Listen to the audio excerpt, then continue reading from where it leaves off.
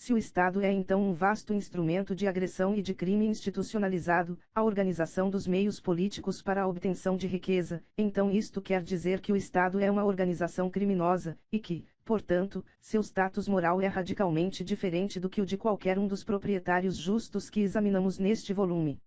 E isto quer dizer que o status moral dos contratos com o Estado, os compromissos assumidos com ele e por ele, diferem radicalmente também. Isto significa, por exemplo, que não é moralmente necessário que alguém obedeça ao Estado, exceto desde que o Estado simplesmente ratifique o direito de uma propriedade privada justa contra uma agressão. Pois, por ser uma organização criminosa com todos os seus ativos derivados do crime do imposto, o Estado não pode possuir nenhuma propriedade justa. Isto significa que não pode ser injusto ou imoral deixar de pagar os impostos ao Estado, nem se apoderar da propriedade do Estado, a qual está nas mãos de um agressor, recusar-se a obedecer às ordens do Estado, ou quebrar contratos com o Estado, já que não pode ser injusto quebrar contratos com criminosos. Por exemplo, do ponto de vista da filosofia política adequada, roubar do Estado é, moralmente, remover uma propriedade de mãos criminosas e é, em certo sentido, se apropriar originalmente da propriedade, salvo que, ao invés de se apropriar de terras nunca usadas, a pessoa está removendo a propriedade do setor criminoso da sociedade, um bem positivo.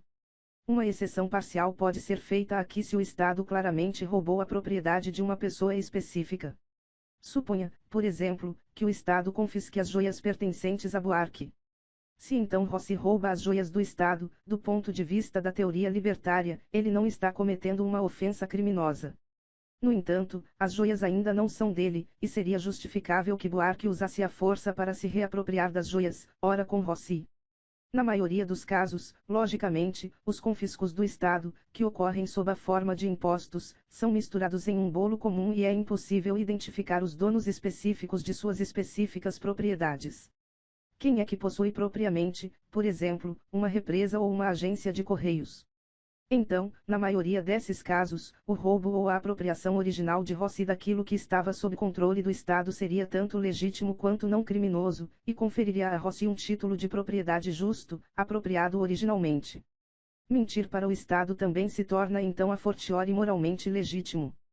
Do mesmo modo que não é moralmente exigido que ninguém responda honestamente a um ladrão quando ele pergunta se há algum objeto de valor na casa, não pode ser moralmente exigido que alguém responda honestamente a questões similares perguntadas pelo Estado, exempli gratia, ao fazer a declaração de imposto de renda. Claro que isso não significa que devamos aconselhar ou requerer desobediência civil, não pagamento de impostos ou que se minta ou se roube do Estado, pois estas ações podem ser altamente insensatas, considerando a força majeure possuída pelo aparato estatal. Mas o que estamos dizendo é que estas ações são justas e moralmente lícitas. As relações com o Estado, então, tornam-se considerações puramente prudenciais e pragmáticas para os indivíduos específicos envolvidos, que devem tratar o Estado como um inimigo que, no momento, possui um poder maior. Muitos libertários fazem confusão quanto a relações específicas com o Estado, mesmo quando eles reconhecem a imoralidade ou a criminalidade geral das ações ou das intervenções do Estado. Assim, existe a questão da inadimplência, ou mais amplamente, do repúdio da dívida do governo. Muitos libertários declaram que o governo é moralmente obrigado a pagar suas dívidas, e que, portanto, a inadimplência ou o repúdio devem ser evitados. O problema neste caso é que estes libertários estão fazendo um paralelo com a tese perfeitamente correta de que as pessoas ou as instituições privadas deveriam manter seus contratos e pagar suas dívidas. Mas o governo não possui dinheiro próprio e o pagamento de suas dívidas significa que os pagadores de impostos sofrerão mais uma coerção para pagar aos portadores de títulos. Esta coerção jamais pode ser lícita do ponto de vista libertário. Pois um aumento no imposto não significa apenas um aumento na coerção e na agressão contra a propriedade privada, mas também que o portador de título aparentemente inocente revelasse sob um aspecto bem diferente quando consideramos que o comprador de um título do governo está simplesmente fazendo um investimento no futuro produto de um roubo de imposto. Como um ávido investidor num roubo futuro, então, o portador de títulos mostra estar em uma posição moral muito diferente daquela em que geralmente se assume que ele esteja. Outra questão para ser colocada sob um novo prisma seria o problema da quebra de contratos com o Estado. Explicamos anteriormente nossa alegação de que, já que contratos executáveis são apropriadamente os que envolvem transferências de títulos, não promessas, então, na sociedade livre, seria legítimo desertar de um exército, não obstante a assinatura de um contrato voluntário envolvendo um alistamento de longa duração. Mas, independentemente de qual teoria de contratos se adote, estas considerações aplicam-se apenas a exércitos privados no livre mercado.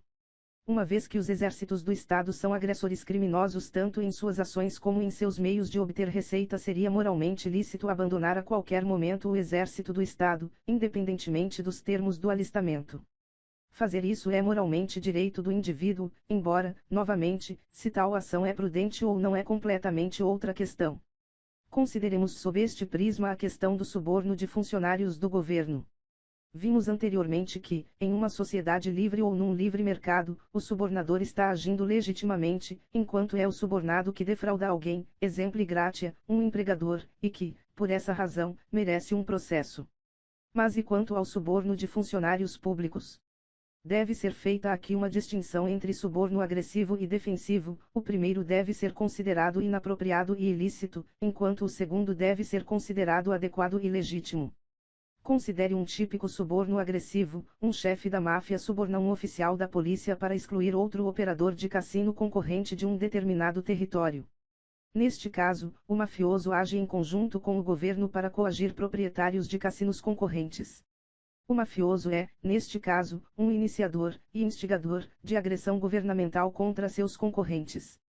Por outro lado, um suborno defensivo possui um status moral radicalmente diferente. Neste caso, por exemplo, Nunes, vendo que os cassinos são ilegais em determinada área, suborna o policial para permitir que seu cassino opere uma resposta perfeitamente legítima em uma situação infeliz. Na verdade, o suborno defensivo desempenha uma importante função social em todo o mundo. Pois, em muitos países, os negócios simplesmente não poderiam ser conduzidos sem o lubrificante do suborno. Desta forma, as extorsões e as legislações impeditivas e destrutivas podem ser evitadas. Então, um governo corrupto não é necessariamente algo ruim, se comparado com um governo incorruptível, em que os funcionários públicos impõem as leis com mais severidade. A corrupção pode ao menos possibilitar um florescimento parcial de transações e ações voluntárias em uma sociedade. Obviamente, em nenhum dos casos as legislações ou proibições, ou a imposição dos próprios funcionários do governo, são justificáveis, uma vez que nem eles e nem as suas extorsões deveriam sequer existir. 2. Em algumas regiões, confirma-se nas leis e opiniões existentes uma distinção fundamental entre as pessoas privadas e os funcionários do governo.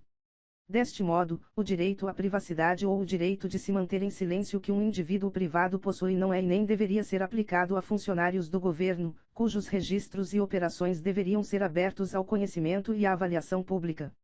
Existem dois argumentos democráticos para se negar o direito à privacidade dos funcionários do governo, que, embora não sejam exatamente libertários, têm seu valor até certo ponto, a saber, que, em uma democracia, o público só pode decidir sobre questões públicas e votar em representantes públicos se eles tiverem total conhecimento das operações do governo, e, 2, que, uma vez que os pagadores de impostos pagam as contas do governo, eles deveriam ter o direito de saber o que o governo está fazendo.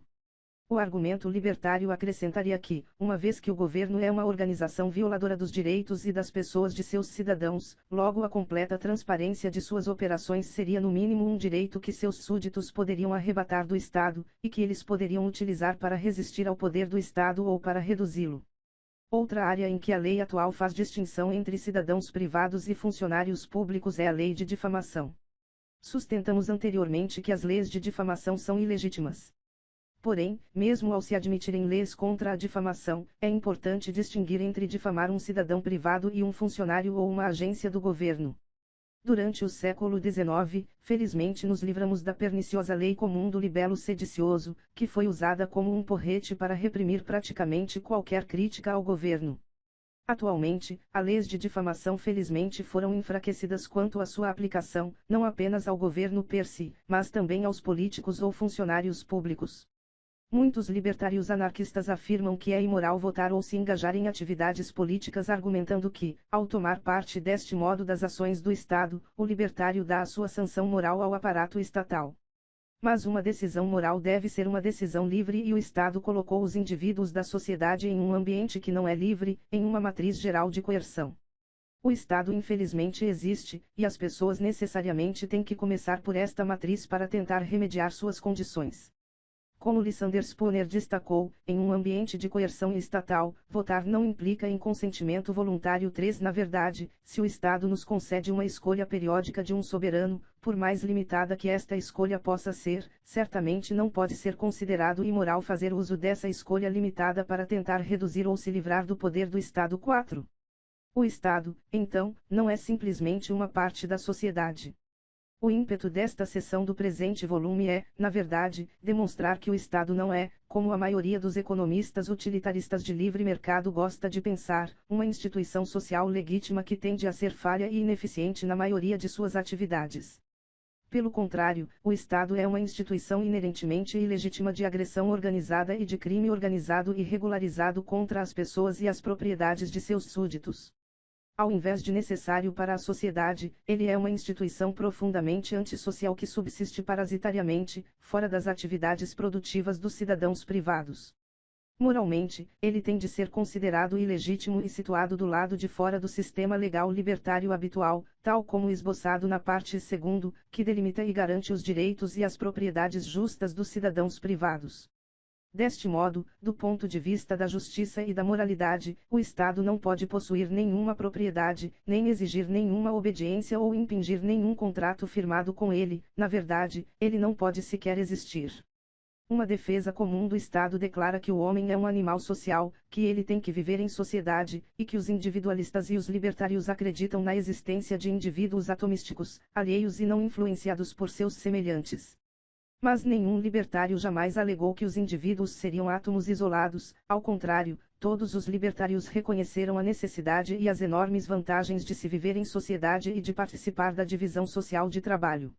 O grande non sequitur cometido pelos defensores do Estado, incluindo os aristotélicos clássicos e os filósofos tomistas, é pular da necessidade de sociedade diretamente para a necessidade do Estado. 5. Ao contrário, como indicamos, o Estado é um instrumento antissocial, que debilita as trocas voluntárias, a criatividade individual e a divisão de trabalho. Sociedade é um rótulo conveniente para as inter-relações dos indivíduos em trocas pacíficas e no mercado.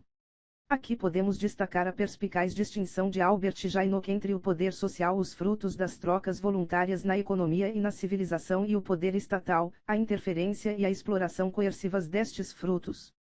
Sob este prisma, Nock mostrou que a história humana é basicamente uma disputa entre o poder estatal e o poder social, entre os frutos benéficos da produção e da criatividade pacíficas e voluntárias por um lado, e a debilitante e parasitária influência maligna do poder do Estado sobre o processo social voluntário e produtivo. 6. Todos aqueles serviços que comumente são considerados dependentes do Estado, da cunhagem da moeda à proteção policial e ao desenvolvimento da lei na defesa dos direitos à pessoa e à propriedade, podem ser, e vêm sendo, fornecidos de maneira muito mais eficiente, e com certeza muito mais moral, por pessoas privadas.